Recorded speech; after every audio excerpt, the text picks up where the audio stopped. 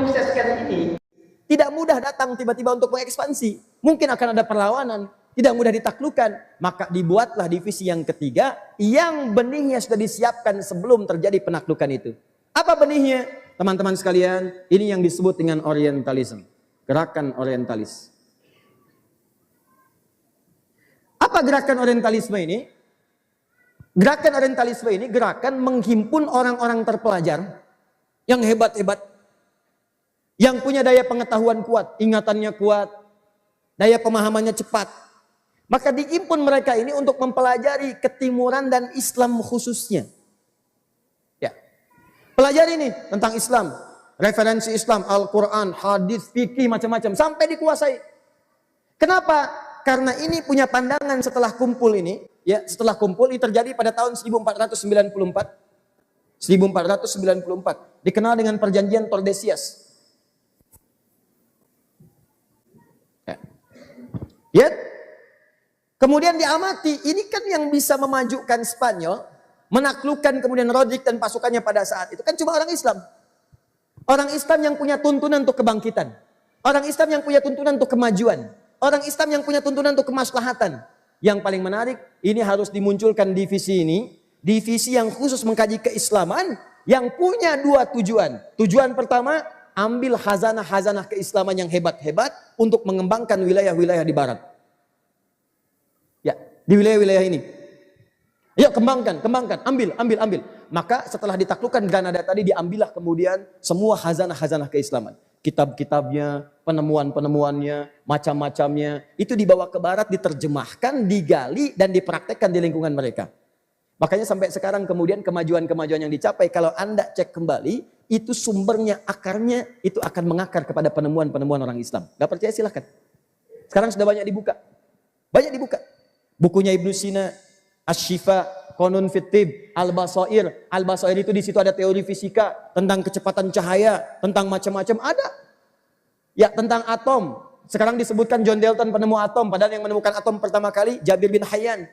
Ketika menganalisis kemudian besi, baca Al-Qur'an, surah ke-57 ayat 25 sampai 26. Begitu disebutkan wa anzalnal hadid, Allah turunkan besi, dicari besi, dibawa ke rumahnya, ke laboratoriumnya, dianalisis sampai ketemu yang paling kecil susunannya atomnya.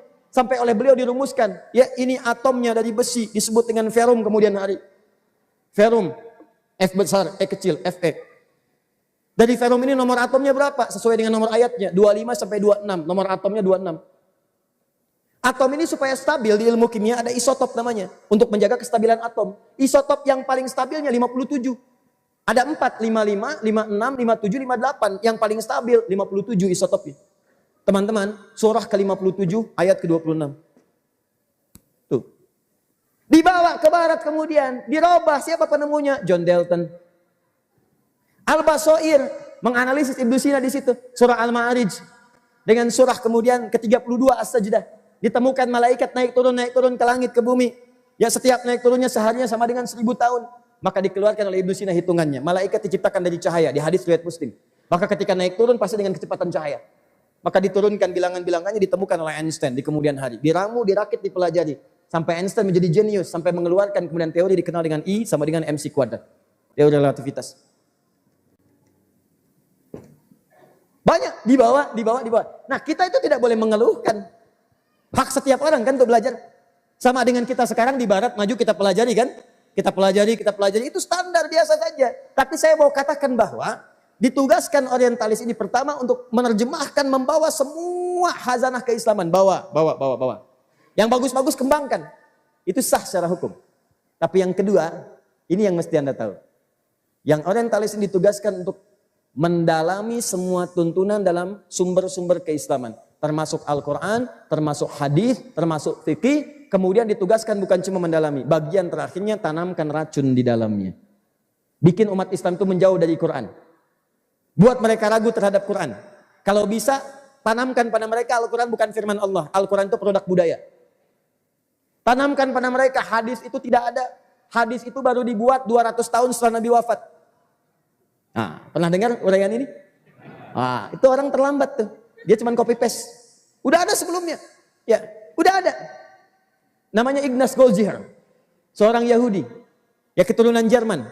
Dia yang kemudian mempopulerkan tulisan-tulisan sampai disebarkan di Mesir.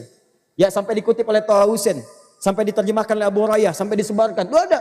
Hadis itu tidak bisa diakui. Hadis itu hanya buatan saja, menipu atas nama Nabi. Karena hadis baru muncul 200 tahun setelah wafatnya Nabi Muhammad SAW. Jadi racun ini ditanamkan. Tanamkan di Quran, di hadis, di macam-macam. Untuk apa? Untuk membuat orang Islam ragu, sekaligus memecah belah di kalangan umat Islam. Ilmu yang terakhir, ilmu Abdullah bin Sabah. Jika Anda masuk ke wilayah Islam yang kuat, tidak bisa ditaklukkan dengan senjata, maka mesti ada orientalis yang diutus menyamar sebagai ahli Islam untuk memecah belah lingkungan itu. Maka ini dipakai oleh mereka, 3 kemudian digunakan. Tadi ada yang bagian ekspansi dengan senjata, ada misi membawa kepercayaan baru, ada terakhir orientalis melakukan penelitian-penelitian untuk menjatuhkan dari dalam. Karena 3 inilah yang sangat terkenal, diterjemahkan ke dalam bahasa Latin, bahkan dikutip dalam bahasa Inggris. Yang ini teman-teman sekalian disebut dengan glory, yang ini disebut dengan gospel. Ya, ini untuk mencari gold, emas, rempah-rempah.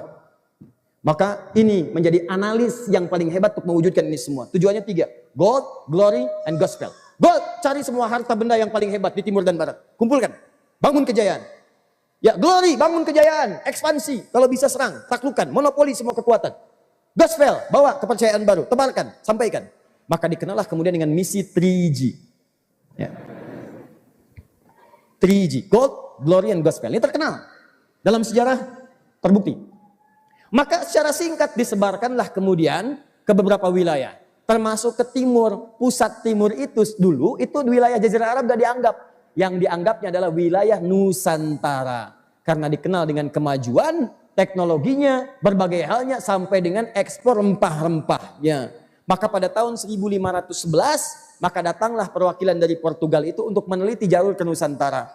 Bahkan dia hire seorang muslim navigator namanya Ahmad bin Majid. Dia sendiri nggak tahu mau dibawa kemana. Diarahkanlah sehingga sampai kemudian ke wilayah Nusantara, masuk lewat Selat Malaka pada tahun 1511 dengan misi ini, 3G. Nah, saya mau masuk kepada poin yang paling penting saja. Ini saya coret dulu, ini saya coret, saya masuk ke orientalis. Teman-teman, ini jangan dikira mudah. Dulu setiap datang ke setiap daerah, setiap tempat, setiap negara, setiap apapun, untuk menaklukkan wilayah itu bukan cuma dengan senjata. Maka analis ini akan dikirim dulu, orientalis namanya. Masuk dia.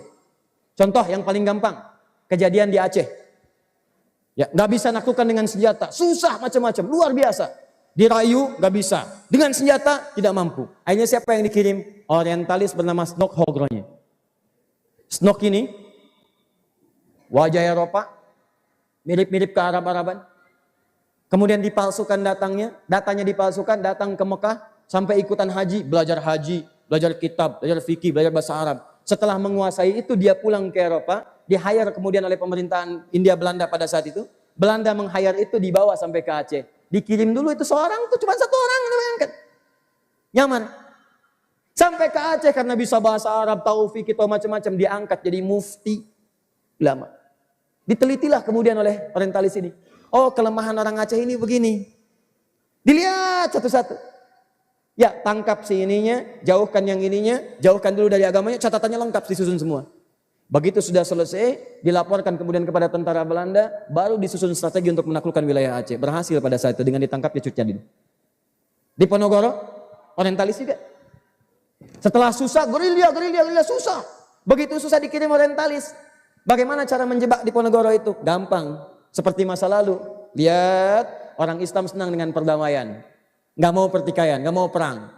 Kalau damai itu lebih diutamakan. Maka disambungkanlah kemudian dengan usulan, udah, undang saja untuk berdamai. Begitu diundang kemudian untuk berdamai, itu udah 5 tahun tuh. Ya, 1825, 20 menit pada maghrib. Perang di Ponorogo. Sampai 1830. Bagaimana berhentinya? Diundang dalam perundingan. Begitu sedang perundingan, tiba-tiba selesai, disebut deadlock. Begitu deadlock ditangkap, bawa, selesai. Siapa yang bekerja di situ? Orientalis. Nih. Yang paling dahsyat kemudian berhasil sampai terakhir kita mendapatkan kemerdekaan, dunia juga semakin tentram, perang dunia pertama selesai, perang dunia kedua juga demikian. Ya, selesai. Apa yang terjadi teman-teman sekalian? Setelah stabil itu, ini tidak dibubarkan. Mereka tetap beranggapan bahwa orang Islam itu orang yang paling potensial untuk menyaingi kehebatan-kehebatan di Eropa. Ini yang menanamkan virus. Sehingga sebetulnya hubungan Eropa dengan Timur itu biasa saja, cuma dirusak oleh orang-orang seperti ini. Maka apa yang terjadi? Kita tidak pernah selesai, perang tidak pernah tuntas, maka sekarang perangnya dipindahkan oleh mereka dari perang-perang fisik kepada perang-perang pemikiran.